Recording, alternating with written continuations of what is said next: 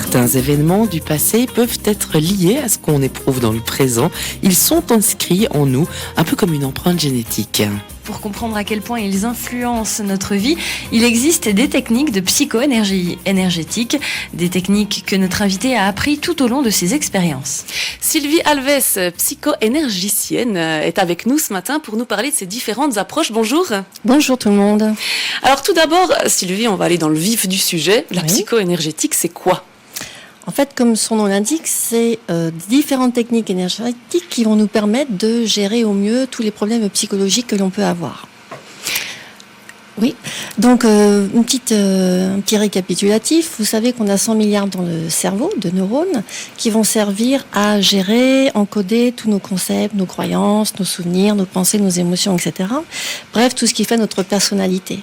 Et on sait qu'au fur et à mesure, on va vivre les mêmes expériences, on va avoir les mêmes réactions, les mêmes réponses. Chaque stimuli extérieur va gérer une réponse identique. Juste un petit exemple. Est-ce que vous vous souvenez la première fois que vous avez vu un chien ? Alors, la première fois, toute première fois, ça remonte à loin. On est d'accord. En fait, vous savez, votre cerveau va enregistrer toutes les expériences que vous faites jusqu'à vos 6 ans. Il fait une petite photo et il fait un petit plus ou un petit moins à côté si c'est agréable ou pas. Vous avez 20 ans, 50 ans, 80 ans, ça sera la même réaction. Quand vous êtes à côté d'un chien, même si vous faites 2 mètres et que c'est un petit chihuahua, le corps va se tendre. Si la première fois que vous avez vu un chien, c'était apeurant, douloureux et vous a niaqué, ou il va se détendre parce que la première image était connotée avec un petit plus. Donc ces réactions sont inscrites en nous jusqu'à ce qu'on les déprogramme si elles ne nous conviennent pas. Donc finalement, les gens qui ont peur des chiens, ça peut être dû à une expérience négative. La toute première. Soit le chien est arrivé rapidement pour faire une échouille, mais ils ont eu peur, ou les chiens les a un peu niaqués. Alors, vous le dites, on peut surmonter ça grâce aux outils de la psycho-énergie, de la psycho-énergétique, pardon. Oui. Ces outils, ils ressemblent à quoi ? Il y en a plein. Les premiers ont démarré dans les années 1990. Celle que j'utilise le plus particulièrement, ça s'appelle l'EFT. Je ne sais pas si vous connaissez. Emotional Freedom Techniques. C'est une technique qui nous permet de libérer tout ce que l'on a enregistré comme petit ou gros bobo. Et on va tapoter sur le corps, là où normalement l'acupuncteur mettrait des aiguilles. On va tapoter, solliciter le méridien et on va dire à voix haute quelle est la problématique que l'on veut libérer. Et par un réseau, on va dire, psycho-énergétique, les neurones, etc., on peut libérer tous les engrammes qui ne sont pas sympathiques à vivre. Ça veut dire juste, en tapotant au bon endroit, on arrive à se libérer de phobies comme celle, je sais pas, des chiens, c'était sur le sujet. Les chiens, les araignées, oui, tout ce que vous voulez. Ce qui est simple, c'est que c'est tout le temps les mêmes 8 points que l'on va tapoter. C'est pour ça que dès l'âge de 3 ans, tout le monde peut apprendre ces techniques et on va libérer tout ce qui a été enregistré, enquisté entre guillemets comme choc dans le corps. Et comment vous avez découvert cette méthode ? Est-ce que c'était parce que vous aviez besoin, vous, de vous libérer de quelque chose et puis vous l'avez d'abord essayé sur vous-même ?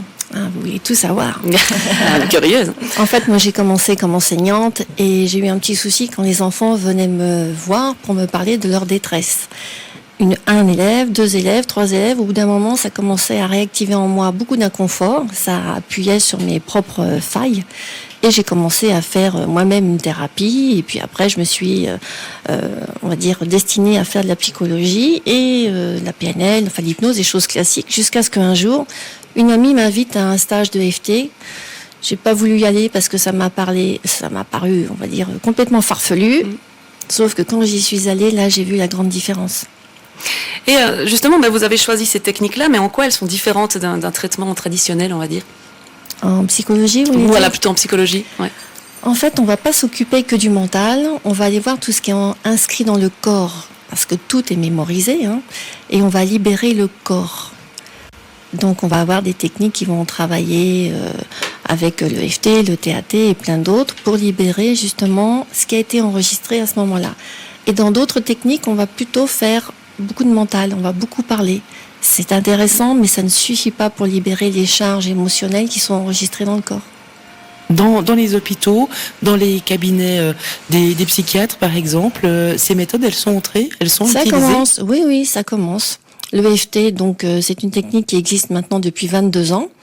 Et dans certains endroits, dans les hôpitaux, on s'en sert en France, beaucoup aux États-Unis, au Canada, parce qu'ils sont plus en avance avec ça, en Allemagne. Et j'ai beaucoup de confrères qui les utilisent également. Sylvie Alves, vous êtes avec nous ce matin pour parler de psycho-énergétique. On va discuter en plus en détail de ces thérapies après une petite pause musicale. Format A3. On s'intéresse ce matin à des approches différentes de psychothérapie, des techniques qui aident à apaiser le corps et l'esprit. Ces pratiques se basent sur nos propres expériences, les expériences du passé, qu'on en ait un souvenir conscient ou pas, mais qui ont une influence sur notre état actuel. Sylvie Alves, psycho-énergicienne, est avec nous pour parler de ces outils de psycho-énergétique. Alors Sylvie, quels sont les gens qui vous demandent de l'aide? Est-ce qu'ils ont un point commun ou c'est vraiment assez différent? Ça va des enfants aux adultes, ça peut être C'est n'importe très quel. varié, en effet. Oui, des enfants jusqu'aux adultes. C'est des personnes qui ont des stress, qui ont des pathologies, qui ont des échecs amoureux à répétition. C'est très très varié en fait. Parce que dès qu'on est dans le mal-être, il y a plein de causes possibles. On vient vers vous un petit peu en dernier cours en disant j'ai testé telle thérapie, telle autre, et puis il n'y a rien qui marche. Souvent, c'est vrai. Donc je peux vous donner des exemples. Par exemple, j'ai beaucoup d'enfants qui viennent me voir et la problématique, on va dire, qui est assez classique, c'est la fameuse énurésie, le pipi au lit. Derrière le pipi au lit, on sait qu'il y a deux causes principales. C'est soit une grosse peur que l'enfant n'arrive pas à dépasser, soit un petit frère ou une petite sœur qui semble lui avoir pris la place auprès de papa et de maman. Donc on essaye d'identifier rapidement laquelle des deux solutions est le cas, et on va rassurer l'enfant, et une fois qu'il a bien compris que même s'il y a un petit frère qui arrive derrière, il n'a plus besoin de marquer son territoire la nuit en faisant pipi pour que maman s'occupe de lui, et une fois que c'est bien compris, on va libérer le corps. J'ai créé une petite marionnette avec les points qui sont dessus, et les enfants sont évidemment hyper, on va dire, réceptifs, et on va libérer chez eux tout ce qu'ils ont pu enregistrer comme déception, comme trahison, si maman s'occupe plus du petit frère que de lui-même. Et un exemple avec des adultes, par exemple, aussi? Par exemple, pour des dépressions, il y a beaucoup de gens qui sont déprimés ou qui font des burn-out, etc. Là, dernièrement, j'ai encore eu une dame qui était dépressive.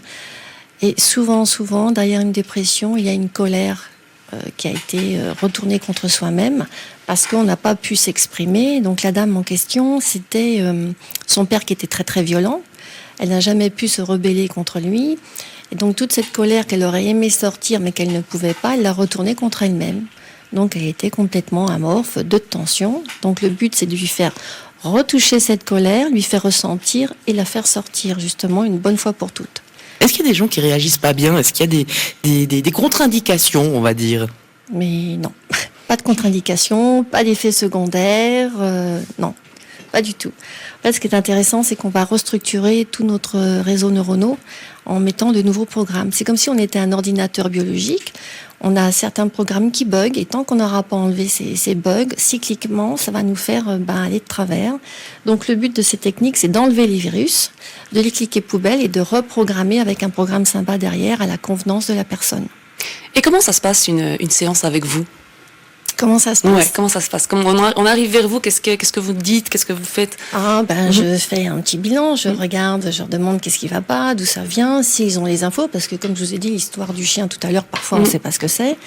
Ce n'est pas grave, parce que l'on parte de la cause, qu'on la connaisse, ou du symptôme que l'on a, les bugs à répétition, comme énergétiquement les deux sont reliés, on va tapoter soit à partir du symptôme, que ce soit physique ou une problématique de rejet ou d'abandon, enfin ce que l'on veut. Et on va libérer en tapotant sur le corps et en disant tout ce qui a pu se passer, tout ce que la personne se souvient. On parle d'événements négatifs qui influencent nos choix et nos réactions actuelles. Est-ce qu'on peut aussi remettre dans l'ordre les événements positifs qui influencent aussi notre vie d'aujourd'hui? Si ce sont des événements positifs et que ça nous influence déjà correctement, il n'y a pas grand-chose à faire de ce côté-là. On va plutôt aller travailler sur les choses qui nous limitent, qui nous invalident, qui nous empêchent d'être libres ou de faire ce qu'on a vraiment envie. Et c'est un processus qui prend du temps? Non. Mes consultations pour les adultes durent 1h30. On va parler pendant 1 heure, le temps de faire l'anamnèse, de bien cibler la problématique, et on va faire le soin pendant une demi-heure. Le tapotement et la reprogrammation va durer une demi-heure. Et si on a envie alors, si par exemple, on n'a pas vraiment de problème identifié, mais on a envie de voir ce qui aurait posé problème dans notre passé, est-ce qu'on peut venir vers vous par curiosité et dire, ben voilà, on discute, et puis peut-être qu'il y a des choses que vous pouvez découvrir sur nous. J'adore ça. Parfois, même assez souvent, quand les hommes viennent et je leur demande qu'est-ce que je pourrais faire pour vous, je sais pas, c'est ma femme qui m'envoie, mais moi tout va bien. Donc ça, c'est assez classique. Et puis quand je regarde un peu et que je pose certaines questions, là on voit qu'en effet ça peut bugger dans tel ou tel domaine, que ce soit le professionnel, l'affectif, la famille, et on trouve toujours quelque chose à nettoyer. Et justement, vous allez donner une conférence le 25 janvier prochain à Delémont. À qui c'est destiné cette conférence ? En fait, à tout le monde, que ce soit pour les particuliers ou les gens qui sont déjà dans le domaine de l'aide, ils vont pouvoir acquérir des outils, on va dire, différents s'ils font le stage après, et les inclure dans leur pratique au quotidien. C'est vraiment pour tout le monde. Et aussi des ateliers ? Oui, je fais un atelier le 27 et le 28, et il y en a 2 autres qui suivront au printemps, pour permettre aux gens, justement, d'apprendre ces techniques et de se les appliquer à eux au quotidien. Alors cette conférence et ces ateliers, évidemment, on va les détailler sur notre page de Format A3 sur nos sites internet. Et Sylvie Alves, on vous remercie infiniment d'être venue ce matin pour partager votre expérience dans ce monde psycho-énergétique. Merci, on vous souhaite une belle journée. Format 3 s'en va pour aujourd'hui. On aura évidemment grand plaisir à vous retrouver demain matin sur le coup de 8h10. Bye bye tout le monde. Belle journée. À demain. A3, c'est plus sympa. Format A3.